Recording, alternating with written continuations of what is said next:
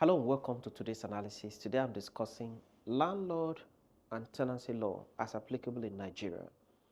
The relationship between the landlord and the tenant is an old relationship. Ever since the world witnessed civilization, people have built houses and they have had tenants in their houses for the purpose of making revenue out of their investments. And I'm sure for hundreds of years to come, the world will still have this relationship in place. We'll still have landlords, we're still going to have tenants. So today I'm making a breakdown of the basic principles of law governing the relationship between the landlord and the tenant. So we start with the basics. Who is a landlord? The landlord is the owner of property. Who is a tenant? A tenant is the person renting or leasing the property, right? What are the types of tenancy known to law? What are the types? There are basically three types, namely yearly tenants, right? Yearly tenancy, monthly tenancy, and weekly tenancy. What is the duration? And let me explain yearly tenancy. Yearly tenancy means the tenancy that is meant to last for 12 months, 12 calendar months. You call it yearly tenancy. Tenancy that is meant to last for 1 month is known as monthly tenancy. For those living outside Nigeria, this is the commonest form of tenancy that is in operation in Europe and in America, where people just stay in apartments for 1 month. You keep paying, every month you pay.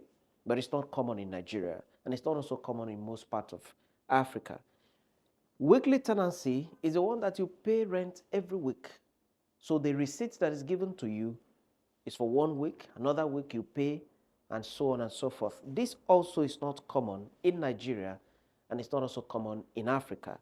What is common in Nigeria and nearly the whole of Africa is yearly tenancy. We get to the next question.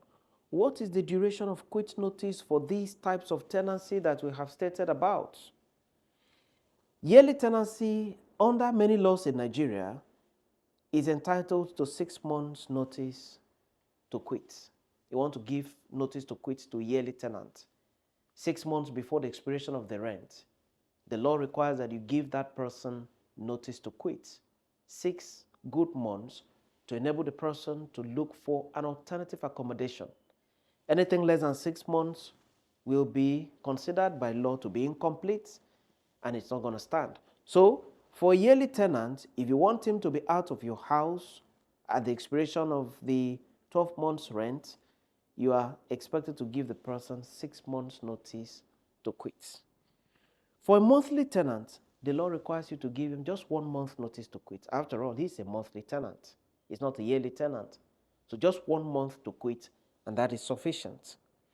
For a weekly tenant, the law requires that you give him 7 days to quit. He's a weekly tenant. Your relationship with him has been on weekly basis.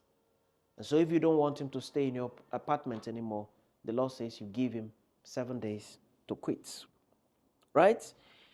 Now, note also that you can reduce this duration, 6 months, 1 month, 7 weeks. You can reduce the duration by agreement in the tenancy agreement. So the law says, whereas it is provided that you should give your tenant 6 months notice to quit by agreement between you and your tenant.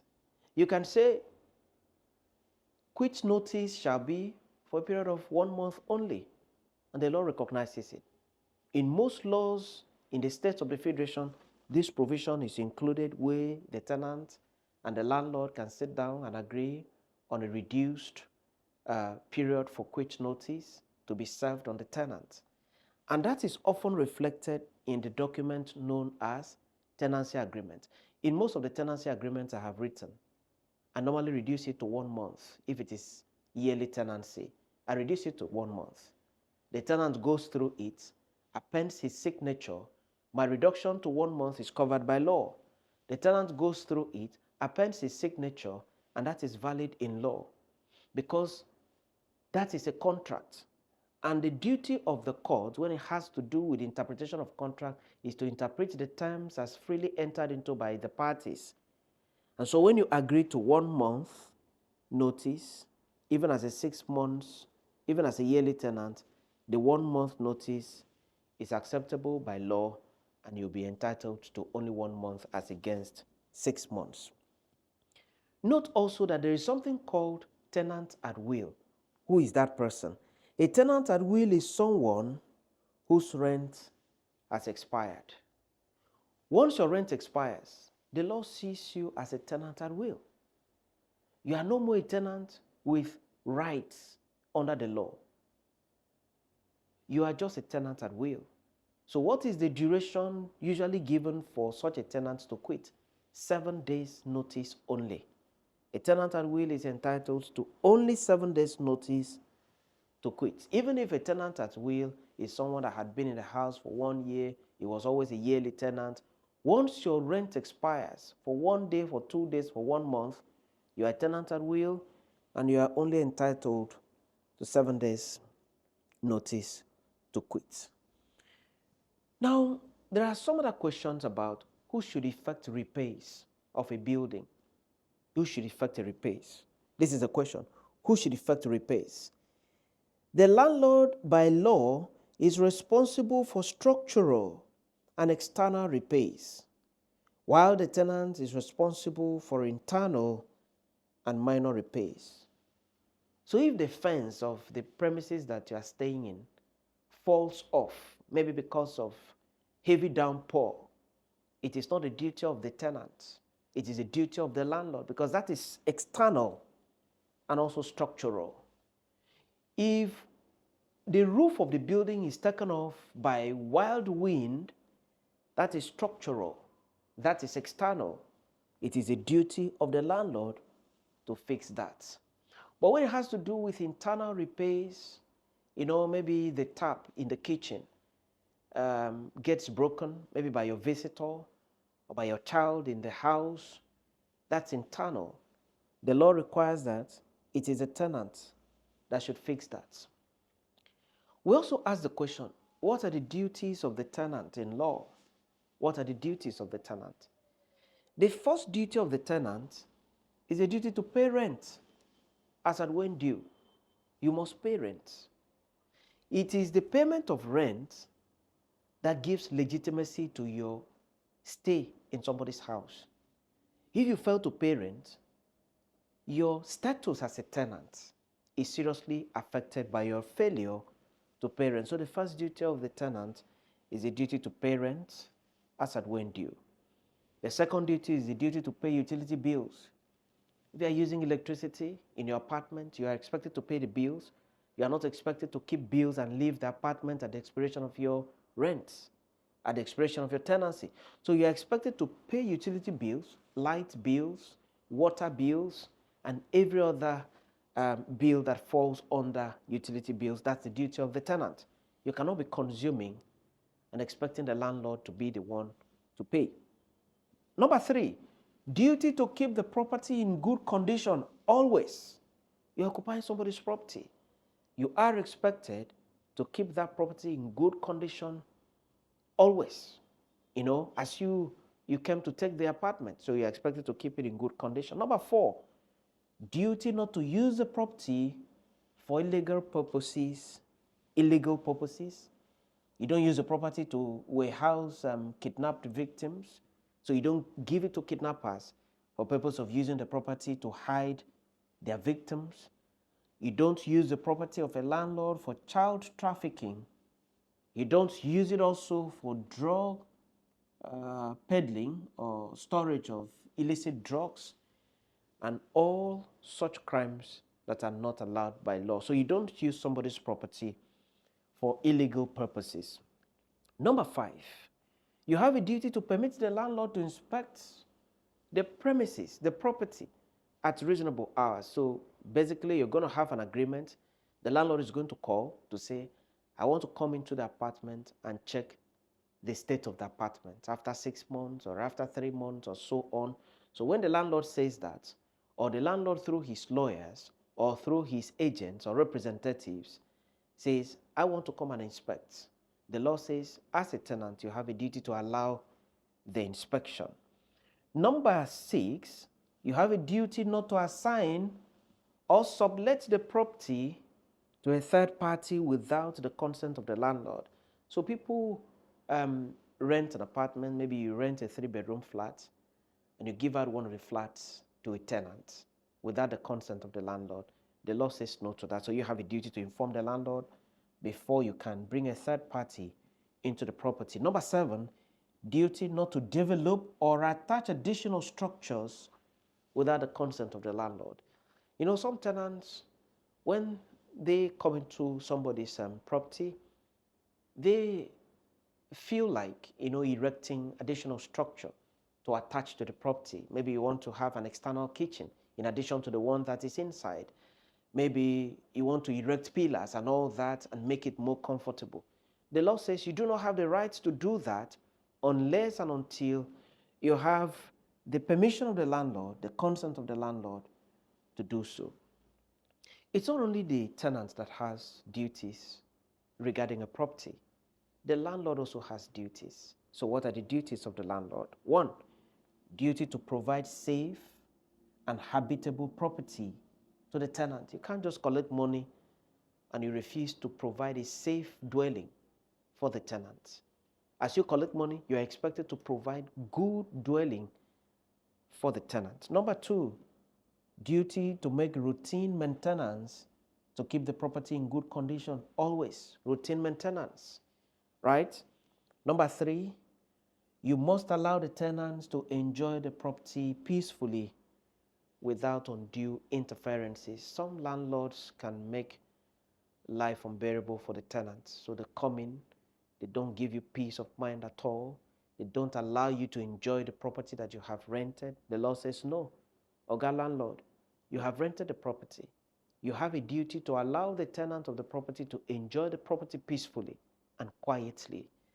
So that's one of the duties of the landlord. Number 4, duty to respect the privacy of the tenants. And number 5, duty to follow due process in eviction. Some landlords, because they want the tenants to get out of the property at all costs, they make use of unconventional means in evicting the tenant. The law says no.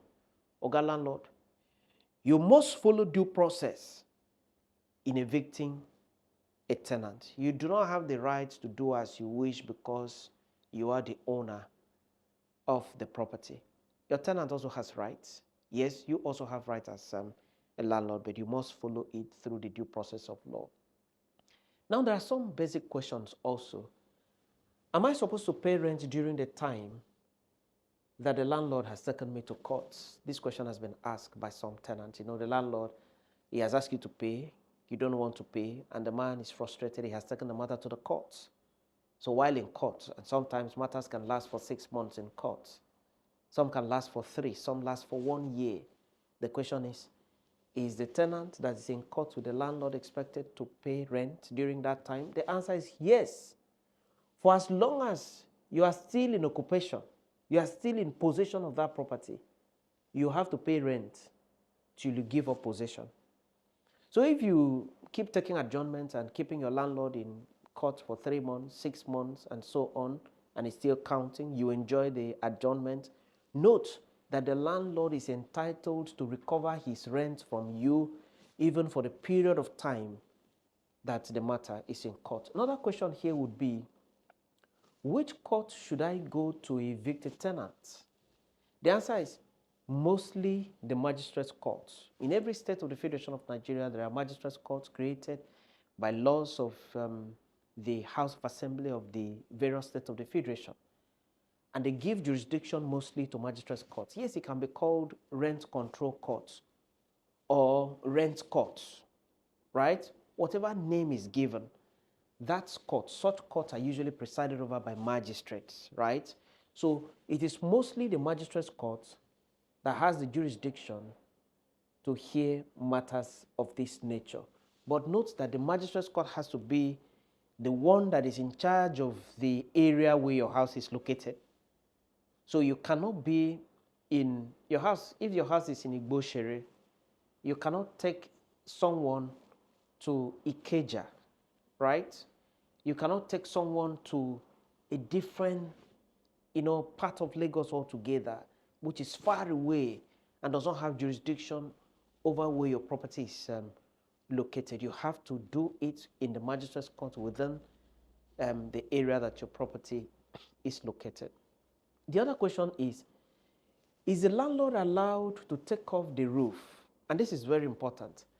Is the landlord allowed to take off the roof of the property, tip sand at the entrance of the property, or lock the doors of the tenant, all in his bid to remove the tenants at all costs? The answer is no. The law prohibits it. Oga landlord, you are not allowed to use these unconventional means to remove a tenant. You are not also allowed to use area boys to remove the tenant. Because some landlords go to the extent of using muscular boys to come to the area and force out the tenants. Some remove the roof of the apartment so that when it rains, the tenant will be so uncomfortable to live in. Some go to counterlock the doors of the tenant. Please, this is unacceptable to the law, and that is why the law prohibits such unconventional action. What you need to do is to follow the process of law and remove the tenant. The law does not also say that the tenant should be in your property without payment of rent. Like I stated, the duties of the tenant, one of the very significant duties of the tenant is the duty to pay rent. It summarizes a lot of other duties. So the law says someone should pay rent, but when someone fails to pay rent over your property, do not use these unconventional means of going to zip off the roof, going to tip sand, going to counterlock the person's door. The law says no to this kind of behavioral pattern on the part of some landlords. Now, what I would call my general admonition to both the tenants and to the landlord? One, some tenants can be very annoying. That's the truth. You that is watching, you will agree with me that some tenants are very annoying. Maybe you have a property, maybe your father has a property, maybe you're also living in a property where there are other tenants, and you will agree that some tenants are very annoying. They can make life difficult for the landlord and even for the people that are living with them. But in seeking your rights as landlord, please be careful not to break the law. That's the admonition. Don't break the law. Follow the due process and seek your rights as landlord. Number two, some landlords can also be very annoying. And this is the truth. Maybe you have lived in a compound before where the landlord is very annoying. And maybe the compound you're currently living, the landlord is extremely annoying. Right? When I say landlord here, I'm using it in the generic sense, landlord, landlady, all together. Maybe they're very annoying, right? But my admonition is, in seeking your rights as tenants, be careful not to break the law. Don't break the law, because it will open another chapter of trouble for you if you break the law. Number three, as landlord, avoid managing your property by yourself. Most landlords, they want to manage it by themselves. But experience has shown that most times when you want to manage it by yourself, you end up not having what you want out of the property. The tenant comes with begging, asking for sympathy. And as a landlord, you may give in because you're not a professional manager of houses. The professional manager of houses does not listen to all such, unwarranted begging that comes from some tenants, right? So the admonition here is engage the services of professionals, estate valuers, lawyers. They will manage the property better for you.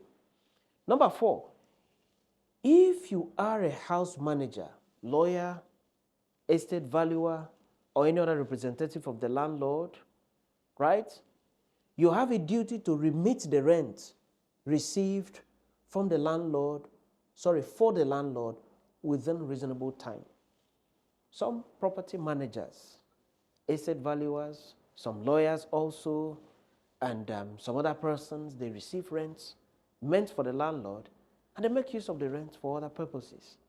They use it for their personal needs. This is totally unacceptable and defeats the whole essence of this man having to put up the structure, which is business for him. So when you receive the admonition is, make sure that you remit the money to the owner within a reasonable time. Don't keep it long. Remit it to him. Number 5, if you are a tenant and you are in court with the landlord, note that you will pay the rent for the period that you have lived in the house, notwithstanding litigation. I've stated this before.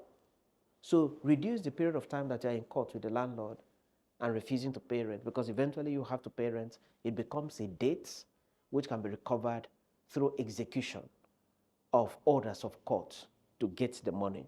So if you are working in the civil service, the landlord gets an order of court against you for payment of rent, he can take it to the head of service and then ask that your money, your monthly salary, be deducted and paid to him directly because you have owed him, and he shows the order of court to that effect. He can also do garnishee proceedings and get the money paid directly to him from your bank. So reduce the time that you're in court with the landlord. Don't enjoy it so much. It's not a funny moment. It's a period that you still have to pay money for that. Number 6, the houses of assemblies of the various states of the Federation should review most of the laws on landlord and tenancy relationship and tenant relationship. Most of the laws are obsolete. Most of the laws have been in existence for 50 years, some 30, some 40, some 20. You will agree with me that so much has changed in this country, Nigeria, in the last even 5 years or 10 years. And therefore, all such laws that are obsolete, they need to be reviewed to be able to live up to the expectations, contemporary realities, right? They need to be reviewed. Sanction needs to be given to whoever violates the tenancy, a landlord relationship, and clear provisions need to be made in the laws so as to align with contemporary realities. And this is what I think that every House of Assembly of the States of the Federation should do. This is not something for the National Assembly, it's something for the State Houses of Assembly. And they're expected to review these because this is something that affects everyone. That's it about the principles of law, the basic principles of law regulating the relationship between the landlord and the tenant. There is no part of this world that you do not have landlords and tenants. So this is a very significant relationship which needs to be made in such a way that everybody benefits from it. But what do you think? Do you think that the law favors the landlord more than the tenant? Or do you think the law favors the tenant more than the landlords? What do you think? Do you think the laws that are in place need to be reviewed, or we should allow them to be like that? Drop your comment on the comment section so that together we can also continue the conversation. What's your experience as a tenant and what's your experience as a landlord? Drop your experience on the comment section so that together we can review and also, share your own experience. If you have not also subscribed to this channel, remember to click the subscription button so that together we can have a bigger community where we sit down to discuss and understand the basic principles of law and also the principles of law in the breaking news. Many thanks.